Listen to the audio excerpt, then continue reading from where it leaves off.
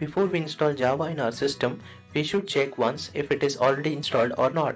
To do so, you can use this command java-version.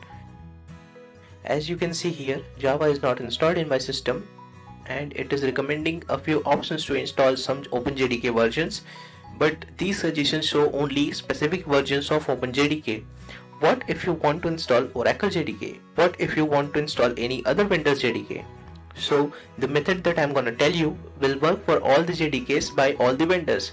So let's get started. First of all, you have to open your favorite browser and open google.com. Here search for OpenJDK and the first result will probably be openjdk.java.net. Guys, OpenJDK is the official website for free JDK builds by Oracle.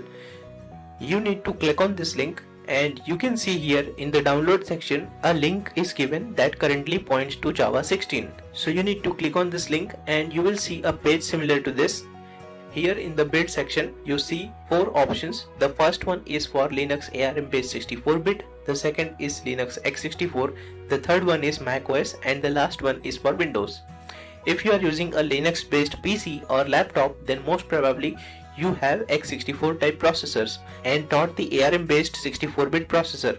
So you need the Linux x64 build. If you want to know about the difference between these processors, you can pause the video and read the notes on the right side of your screen. Since my system is x64 based, I am choosing the second option and my download begins.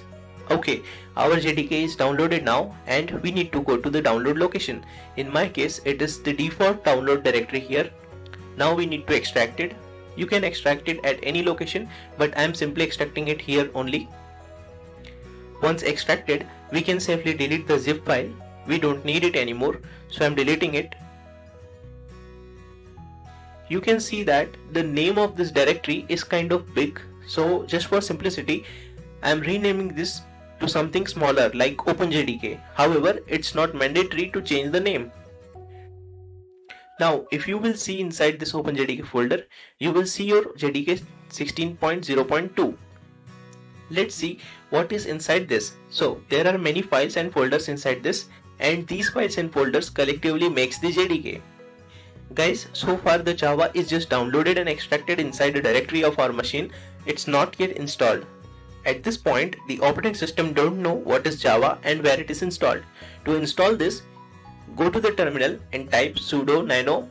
By the way, you can use any text editor. I personally like the nano, so I'm using this only. Using nano, you need to open this file. It might be possible that this file may not be present in your machine already, but if you use nano, it will automatically create one for you.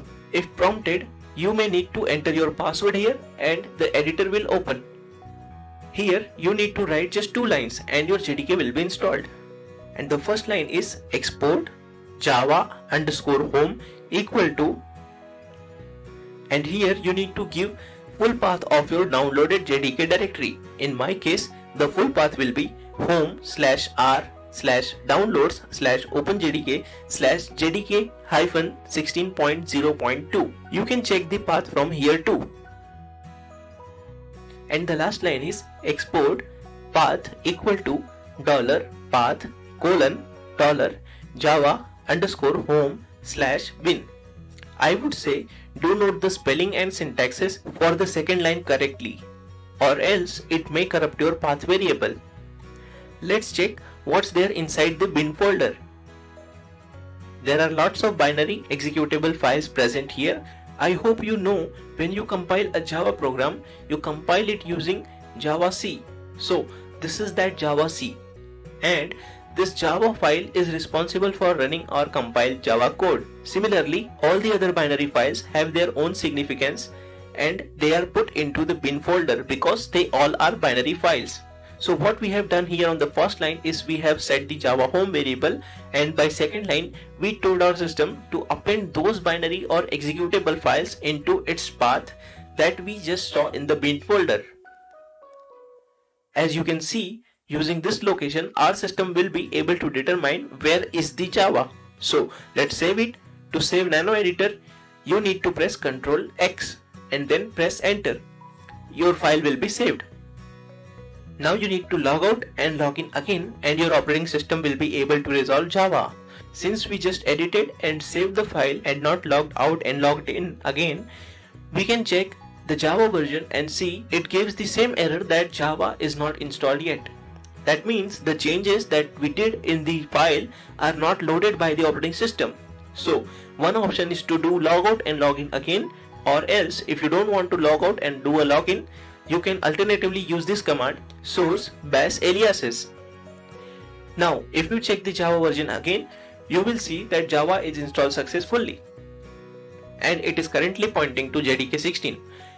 If you want to check the location of Java, you can simply run this command which Java, and here you see it prints the full path of the Java that we had extracted in our downloads directory. Alright, so all this was about how to install a Java. But now I'm gonna show you how you can install Oracle JDK, that too without deleting this OpenJDK.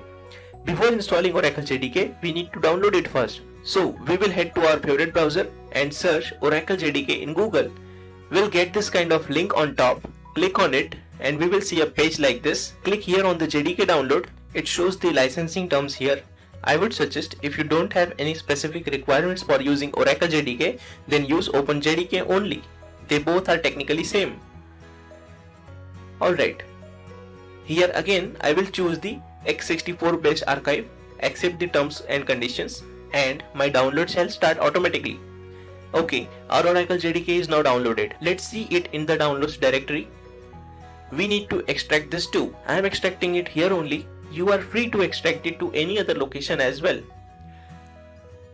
And this is extracted now, so we don't need this archive file anymore. We can safely delete it to save disk space. Inside this extracted folder, you will see another directory called JDK16, same as we saw in case of OpenJDK. Just for simplicity, I am renaming it to Oracle JDK, a smaller name. Now you see we have two JDKs here and our current installation of Java is from OpenJDK. Now I will use the same technique as previous and my Oracle JDK will be installed. To do so, I have to edit same file using sudo nano dash aliases. Now here I just need to change the first line. I need to mention the Oracle JDK's location and I'll save it now. But if I check the Java version now, I'll still get old version in the output. Why so? Because the changes that we made is not reloaded by the operating system yet. So to make new changes effective, we need to log out and log in. So let's do the logout and login again into the system very quickly. Alright, let's check the Java version now. Here you can see the output. It's not mentioning OpenJDK, instead it shows Java trademark as vendor because this build is from Oracle. If you manually check the version of OpenJDK, you can see the difference between the two. You can verify which JDK is being pointed by the operating system by using command which Java, and there you see it points to Oracle JDK directory. So folks, using this method you can have multiple versions of JDK without deleting the other. Not only this, but you can switch between them very easily. If you want to switch, you just need to change the first line only. All this you can do without using any third-party tool. If you found this video useful, please like it. If you want to see more such useful videos, you can subscribe this channel. Thanks for watching till the end.